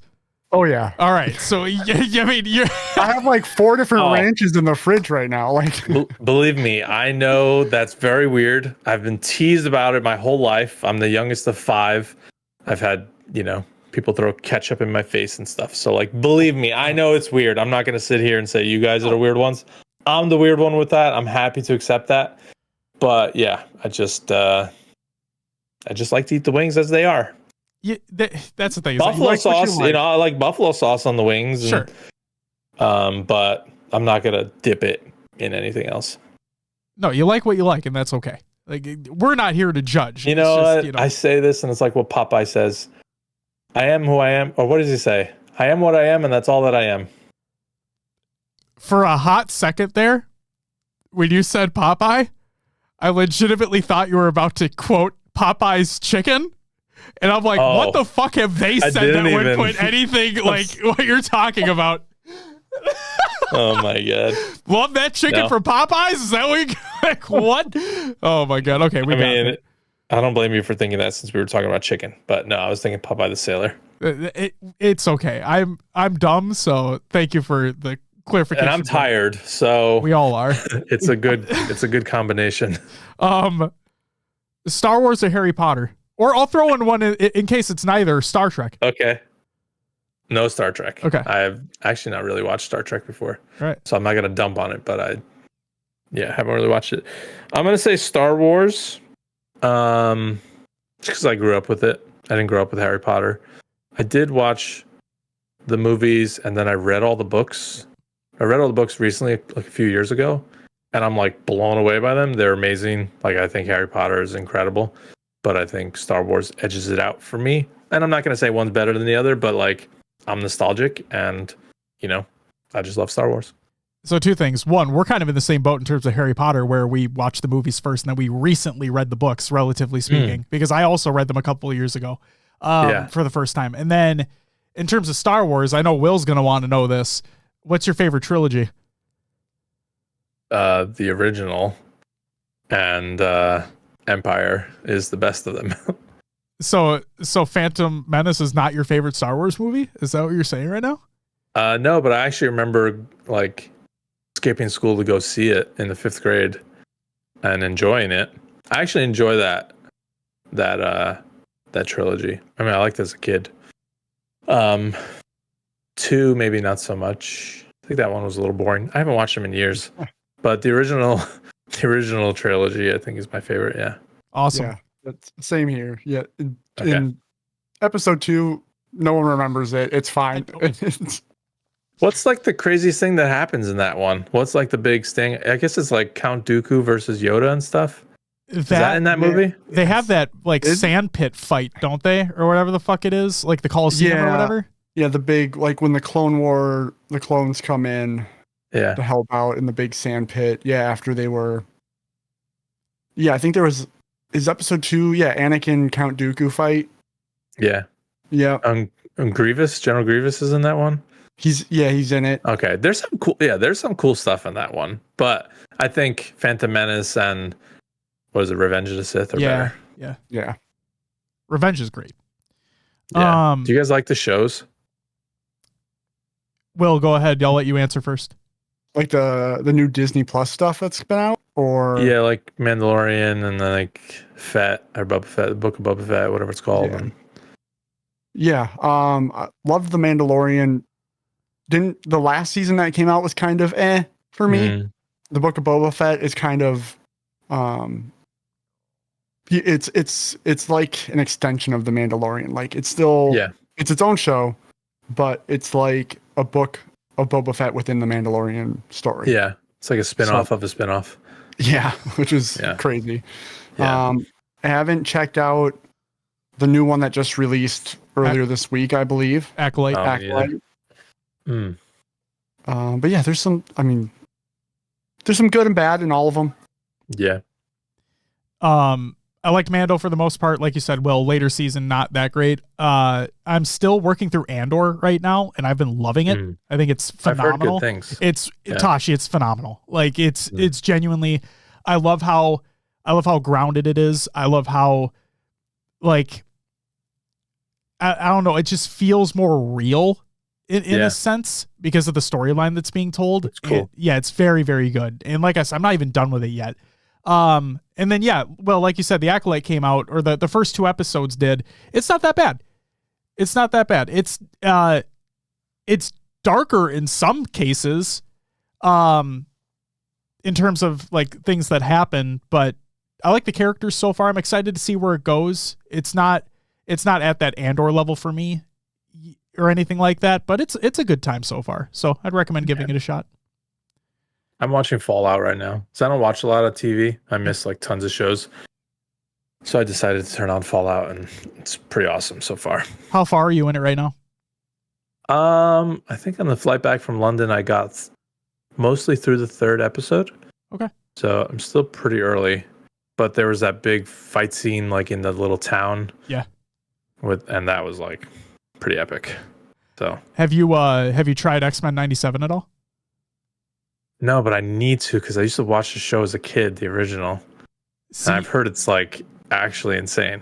See, I didn't watch the show as a kid. But it is as good as everybody's saying. Wow, cool. Yeah. I'm gonna have to check it out. Hell yeah. Are there any podcasts that you're actively listening to? Podcasts. Let's see. Well, it's clearly not ours, so all right. Love that. Jeez. I mean, the fact you have to look and you're on our show right now. What the fuck? I'm looking. You want me to give an honest answer? Yeah, I do want you to give an honest answer, obviously. All right then. Let's see. I got Joe Rogan here. I listen to Huberman Lab. I listen to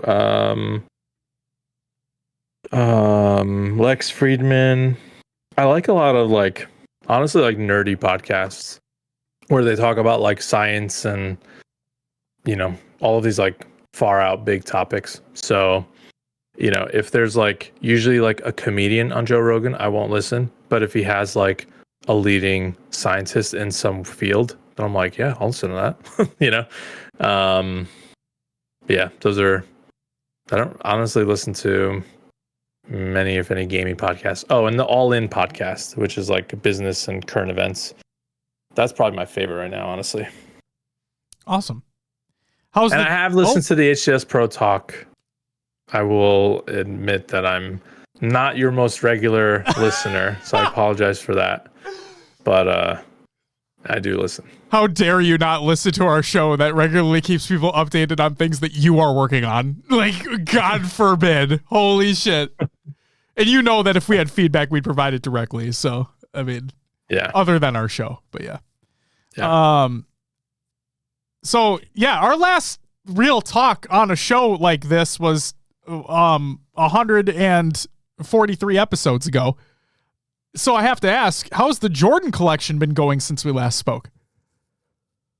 When was that podcast? A long fucking time ago. Is that 3 years or something? Something like that, yeah. Wow. I actually stopped buying. Oh. Or I got more strict with the ones that I bought. So I'm just out of closet space. And I've also found that I'm just like forgetting to wear them. Like I get up to work in the morning, they're like in a closet in a separate room. And unless I remember, I just like put on my normal sneakers and I just go to work. And now actually the weather is so nice. Maybe I'll put a pair on tomorrow. Awesome. Just because you mentioned it. Hell but yeah. Hasn't really grown much. Maybe like a pair or two in the last couple of years. Okay. What are the daily drivers right now? I have some Adidas. Why am I forgetting the name of these Adidas? Ultra Boosts? Is that what they're called? Yeah. Yep. Yeah. Those are my daily drivers. Love the Ultra Boosts.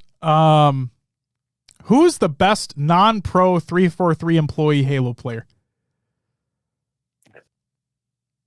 Non-pro. Or non-form, like obviously non-former pro. Okay. So there are people on the competitive insights team who haven't achieved pro status, but are damn good players. So one of them. If you took them out of it. Took them out of it? Yeah. It's probably somewhere between Uni and Muggsy. Unisheck. Yes, Unishek. That's what I meant to say. Yeah, it's probably one of them. And then I'm trying to work my way up to the top. I've been grinding a lot more, and I've been trying to work on my game, but it's not easy. Is Muggsy still playing on 10 Suns?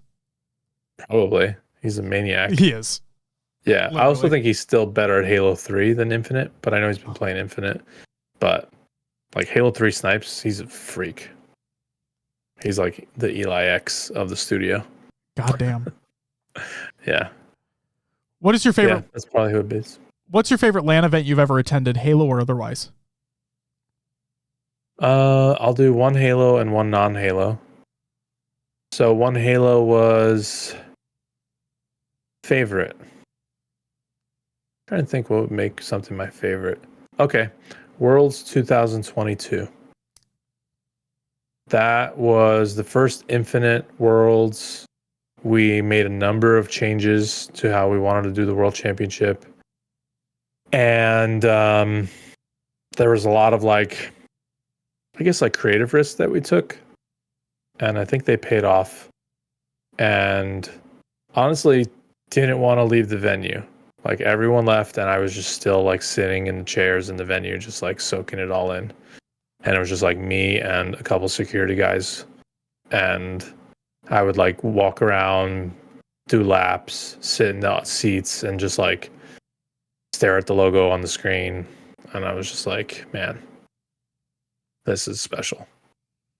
So I'd say that one for Halo. And then non-Halo, one of the Dota Internationals. I'm trying to think which one.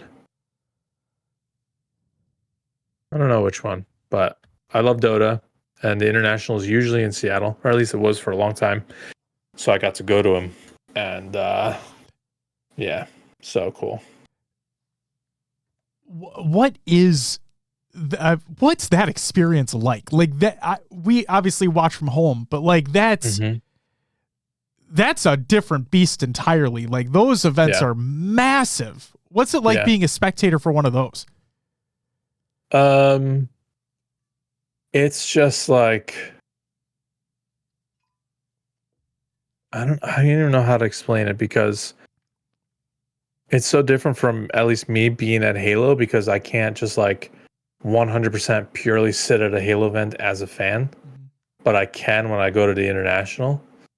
And just getting like fully absorbed in like my favorite team and watching them play in like a really high stakes match and the arena is full and the matches are like the most epic matches you'll ever see. I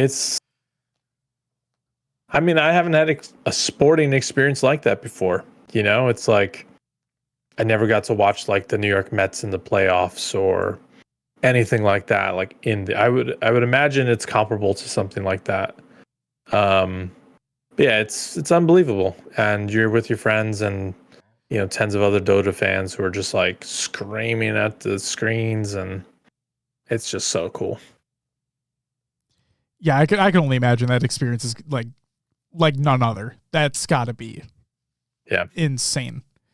Outside of the HCS, it's kind of a heavy question here. But outside the HCS, what's your proudest moment?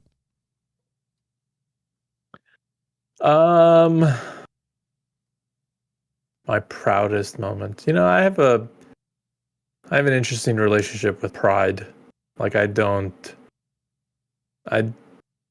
only like take pride or like feel people are proud of me when it like comes from my parents, and it's like if other people say they're proud of me or something like that, it like doesn't, I don't know, and I don't mean to sound like an asshole, but it's like it just doesn't resonate with me because I feel like it's something that is like, who can be proud of me but my parents? You know what I mean?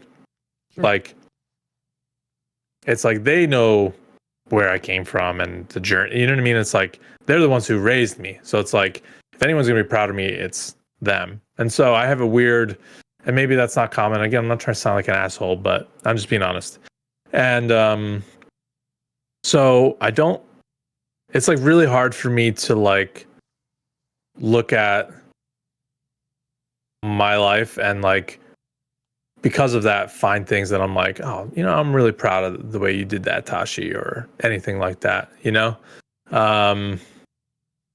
So I don't know. It's hard to say. Like, I think generally I set my sights for big things and I go after them.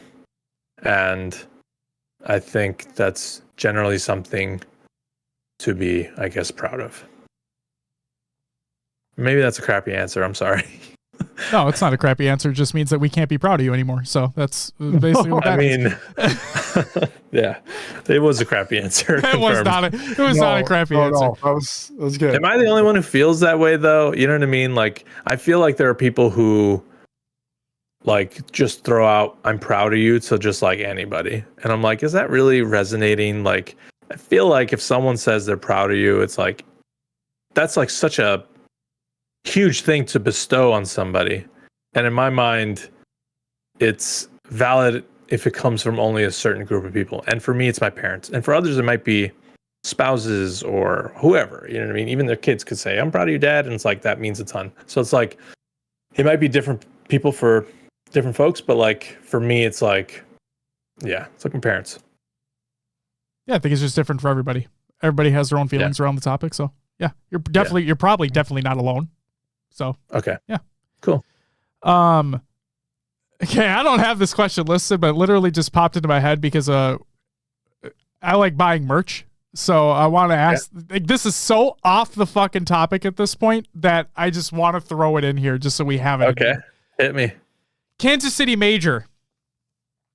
Yeah. Do you remember the exclusive merch that was sold? Yeah, the red shirt with the stamped pattern. Why didn't that ever happen again? Which part? Just like an event exclusive jersey shirt that had iconography from that type, like from that area. Why didn't we see anything? Like, I was hoping, or I stupidly expected. I was hoping and expecting that we'd have like a line of those throughout the year. That was, I think, the vision. You know, we're starting to think like, oh, what if every event had some cool things that tied back to the city? And we had a bunch of mock-ups. I actually think Muggsy tweeted out once a bunch of mock-ups that he had made of like really cool stuff. I guess the reality is the HCS merch is not managed by the HCS team. There's a separate consumer products team who like owns the business, and they have partnerships that own the business. And they have a million other, I guess, products and projects that they are supporting. And HCS was just lower on the totem pole. So I think what we would like to do, and is the vision, is that for the team hosted majors, they get to create the merch for their event. And it's the official like gear, and they can use our logos and all of that stuff. And they can sell that and make revenue off of it.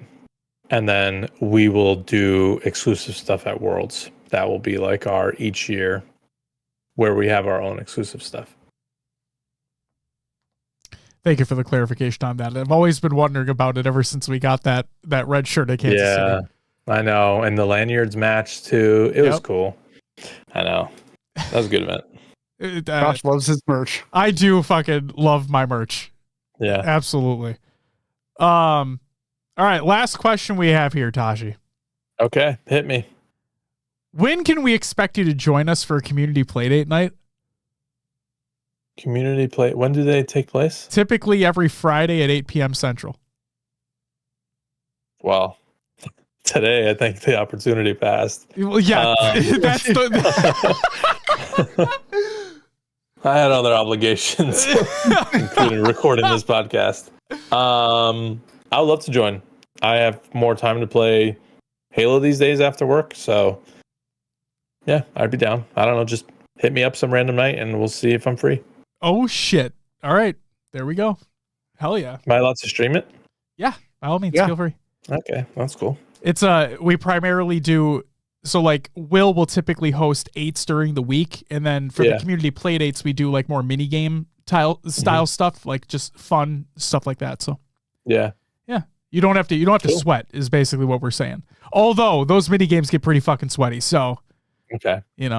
Once in a while I don't like to sweat, but I have to say I mostly like to sweat when I play Halo and any games. I like to compete.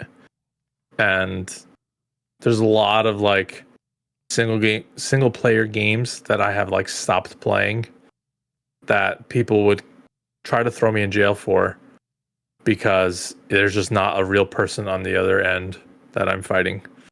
You have to throw a couple out there now. The latest Zelda. Okay. Like I own, or even both of them for the Switch. I haven't played. I bought Cyberpunk, played 45 minutes. Amazing game. Stopped playing. Yeah. All right. I respect it. And I won't play like so many of like the best games, like whatever, like Baldur's Gate and things like that. Like I'll just never play those games. I'm sure they're amazing, but like I don't know. I've just been on such like a competitive kick since Halo 2. And even back then I still played some single player games and made sure I finished campaigns and things like that. But these days I'm like Halo multiplayer, Dota multiplayer, and that's pretty much it. And then I'll play other games as they come out, like play Valorant for a while, play Counter-Strike, you know what I mean? Like I'll make the rounds, play the finals, which was awesome. But yeah, I like sweaty games. I don't know. All right, well, we can't wait to see you there and sweat your ass off in some customs. It'll be a fun time. Okay. I'm just gonna ruin your fun custom. It's lighthearted fun. Here comes Tashi to be the asshole. Oh no, trust me. We could go hard on some custom games. Oh yeah, we got some real shitters. Okay. All right. Okay. Cool. Yeah. So musical monkeys. That's always a good one. Yep. Okay. Punch people off. Yeah, I love it. Yeah, there's little nuances that you'll learn really quickly, Tashi. The little skill, Okay. Will be a good time. Yeah, I'm in. Awesome. All right. Well, that's ladies and gentlemen, that's it for episode 343 of HCS. Congrats again. Big milestone. Thanks for interrupting me. I appreciate that very much during the closing. Later, guys. Gonna go now. All right, have a good one. I actually hung up. Oh my! I mean, it wouldn't surprise me. We have people do that before. I mean, not people we interview for the show, just in jokes, but whatever. No, seriously, Tashi, thank you so much for taking the time. Do you have anything that you want to say before we close things out? For sure. May I respond? I might stall here for a second. No, go ahead. Do I have anything I want to say? Yeah, I guess a few things. One is, I guess thanks everybody for all the continued support of Infinite and HCS. Viewers, fans, players, podcasters like yourselves, creators and forgers, and just everybody who's, just like pouring their hearts out and just like loving each other and loving this game. And, we get to keep this whole thing going. So just big thank you to everybody who is, part of this community. Second, just want to say thank you guys. Congrats again. Thank you guys for the longest running Halo Esports podcast by a long shot and putting the HCS Listen In podcast to shame. Absolutely to shame.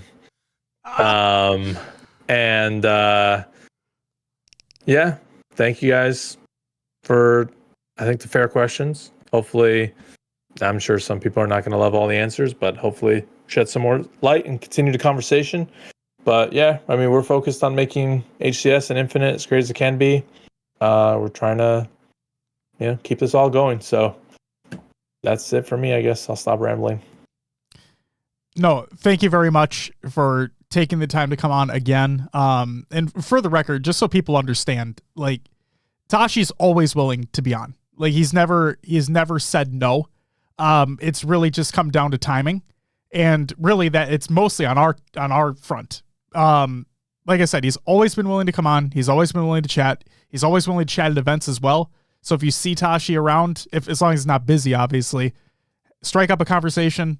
I bet he's more than willing to have one. Sorry for speaking for you now. No, it's true. It's true. I try. He does a great job at it.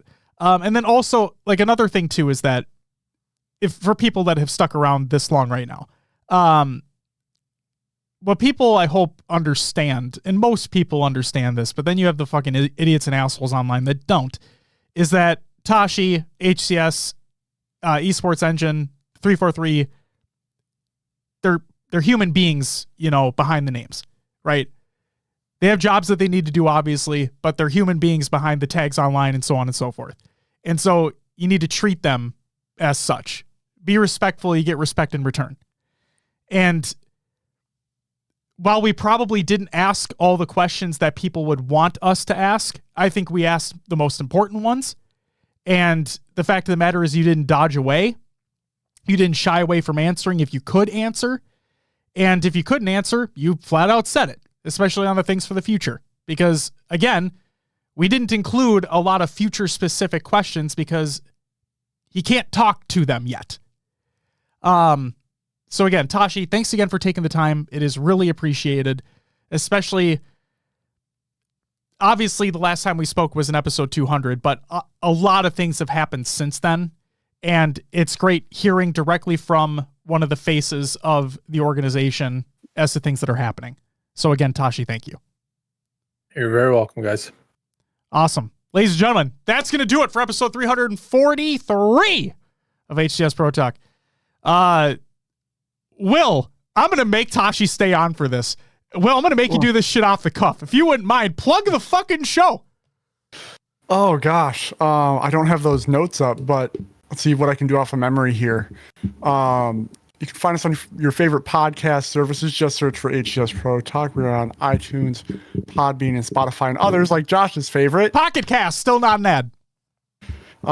Go find our link tree. It's on Twitter, !point link tree in chat. If you want to check it out, get you to all of our socials. And then go check out Podcast Evolve. We partner with them. If you go to hcsprotalk.com, it sends you to their website, which I forgot the name of off the top of my head here. Your home for Halo. I forgot where our site is hosted, and check out all their amazing shows. Hell yeah. That's all I got. Hell yeah. Nice work. It was great work. He always does great work. Stay tuned next week where we talk about things on an actual show that's live, which was not this one. All right. We'll be back next week because I think we're just going to air this on Monday and then do a real show the following week. So yeah, we'll see you next week. But until then, bye-bye.